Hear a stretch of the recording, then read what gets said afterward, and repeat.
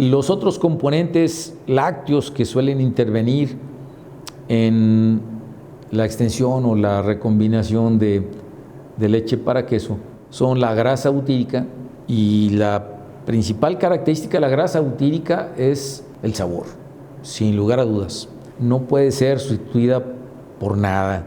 Se han hecho intentos a través de interesterificación de hacer grasas cuyo perfil de ácidos grasos semeje a la grasa butírica.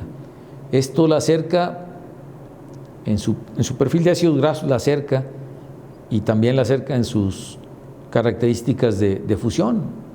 Perfil de sólidos grasos que todavía define mejor la funcionalidad de una grasa que el punto de fusión, pero el sabor no está.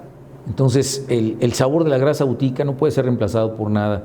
Y por otro lado, la lactosa se puede utilizar más como vehículo, más para llenar el volumen cuando nos falta completar a 100 una fórmula, pero particularmente en quesos análogos. En quesos cuajados en tina no nos va a ayudar nada. La grasa butírica podemos reemplazarla por grasa vegetal, principalmente por función de costo. Si hacemos una comparativa muy gruesa, pero todavía válida, podemos estimar que la grasa vegetal cuesta más o menos 4 veces menos que la grasa butírica. De ahí que muchos estén utilizando el esquema de extracción de la grasa butírica de la leche y la venta de la leche fluida descremada como un subproducto. Ellos venden la crema y de ahí obtienen el principal beneficio, y la leche fluida descremada es como un subproducto. Esto es lo que hace que sea creciente la producción de quesos que se denominan técnicamente rellenos o imitación.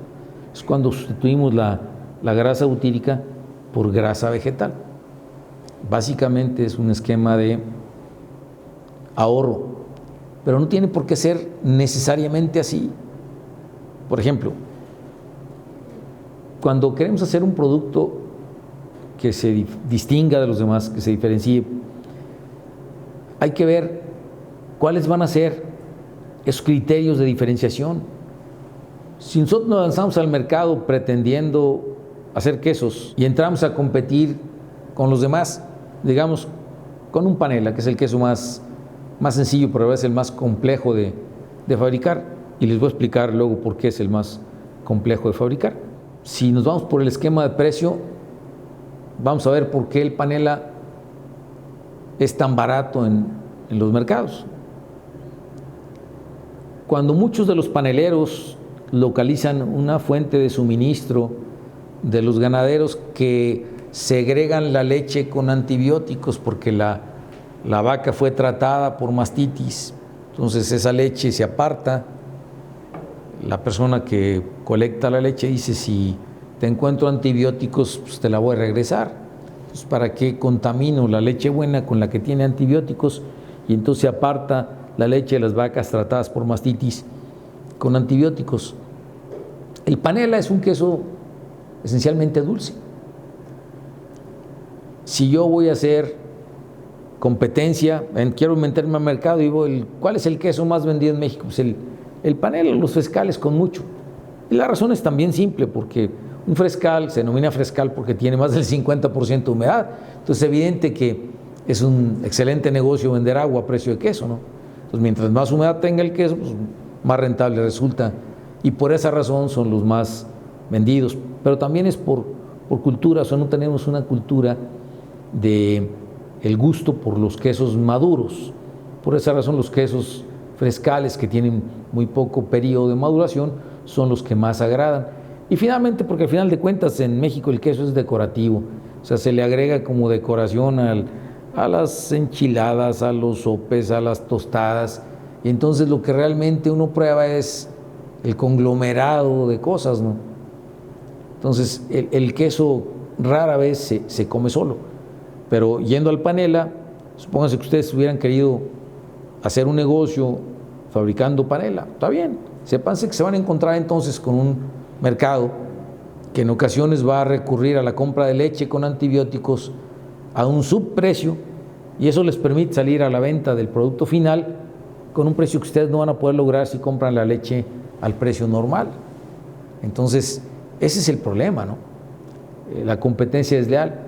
¿Y a qué quiero llegar con esto? Que independientemente del producto que sea que ustedes quieran fabricar, busquen un criterio de diferenciación, porque de otra manera van a ser, por 5 centavos por kilo, van a ser cambiados. Aquí no hay fidelidad entre el cliente y el consumidor. La fidelidad la van a buscar ustedes a partir de un esquema en el que sea la tecnología la base de su desarrollo, ¿no? Otros no van a poder dar lo que ustedes. Y en ese sentido, y regresando para completar el tren de pensamiento a lo de las grasas y decirles que no necesariamente la sustitución de la grasa butírica por grasa vegetal tenga que obedecer un criterio de costos, utilicemos el criterio de diferenciación en base a premisas, por ejemplo, funcionales. ¿A qué me refiero con esto? Funcional no en el sentido de que trabaje mejor, sino que sea un producto que sea benéfico para la salud. ¿Cuál es la principal causa de muerte en México? Si nos vamos a las estadísticas, encontraremos que con mucho las enfermedades cardiovasculares son las que encabezan la lista.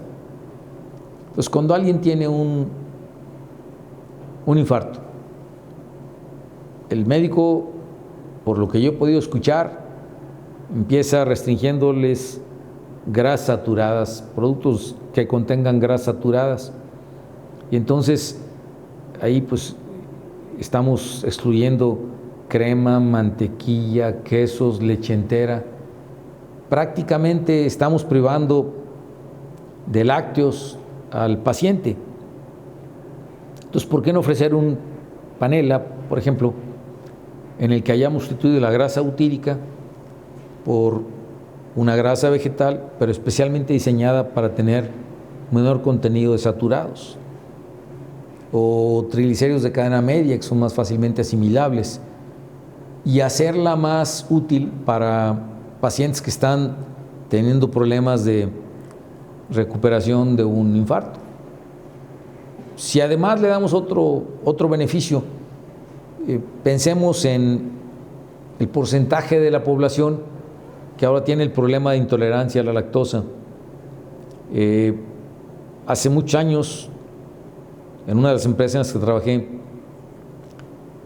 quería sacar una leche sin lactosa, la primera en México, y para eso entonces acudí al Instituto Nacional de la Nutrición para averiguar cuál era la incidencia de intolerancia a la lactosa en México, y las estadísticas no eran muy confiables, pero nos arrojaba más o menos un 27%. ¿Por qué? Pues porque no se reporta mucho. Cuando los síntomas de intolerancia son leves, no los suelen identificar como tal. Entonces no había mucha precisión en los datos, pero ahora ya se cuenta con una base de datos un poco más confiable, y se sabe que más del 50% de la población tiene un problema en mayor o menor grado de intolerancia a la lactosa.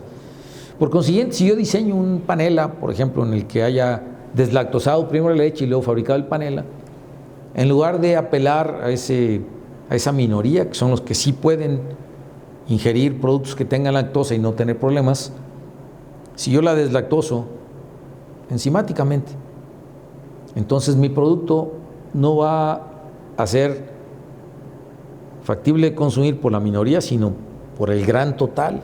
O sea, lo van a poder consumir tanto los que tengan el problema como los que no lo tengan. Por consiguiente, otro criterio de diferenciación podría ser ese, ¿no? Primero, pues, si lo voy a hacer más económico cambiando una grasa butírica, cambiando la grasa butírica por una grasa vegetal, ¿por qué hacerlo con una grasa vegetal cualquiera? ¿Por qué no mejor hacerlo con una grasa vegetal que sea funcional, es decir, que tenga un beneficio para la salud? Y segundo, porque aparte, una grasa es saturada. ¿Cómo se cambió el aceite en grasa? Saturando con hidrógeno. De manera que estamos cambiando la grasa butírica por grasa vegetal, pero no estamos cambiando el grado de saturación. Es el problema. Hay mucha gente que no lo entiende y que piensa la grasa vegetal es insaturada. No, no. No tengo nada contra las grasas vegetales, al contrario. Pero pues, hay que llamarle al pan pan y al vino vino, ¿no?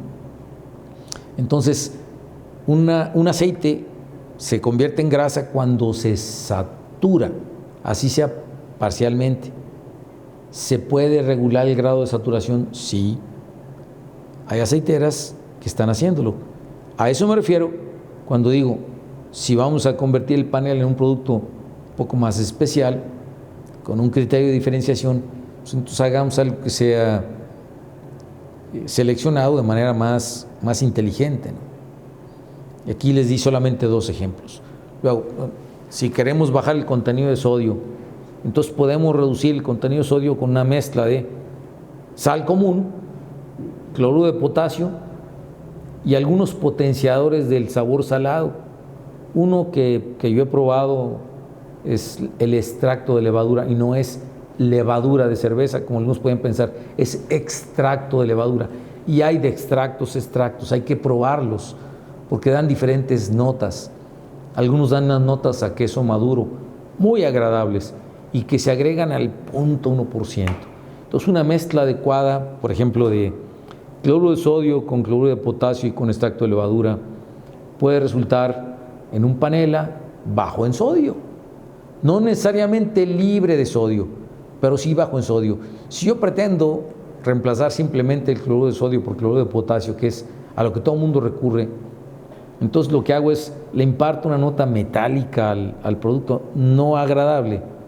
Pero si yo mezclo cloruro de potasio con cloruro de sodio y con extracto de levadura, puedo mejorar mucho esa nota agradable salada, que sin la cual el panela no sabría nada. No sé si he probado panela sin sal, pero sabe a plástico, no sabe a nada. Entonces es la sal lo que le da el sabor. ¿A qué quiero llegar con esto? Entonces nada más hay que tener algunos postulados teóricos como base, de punto de partida, para que no haya recetas, sino haya ideas a las cuales acudir para diferenciarse de los demás y poder ofrecer productos distintos. A eso quería llegar.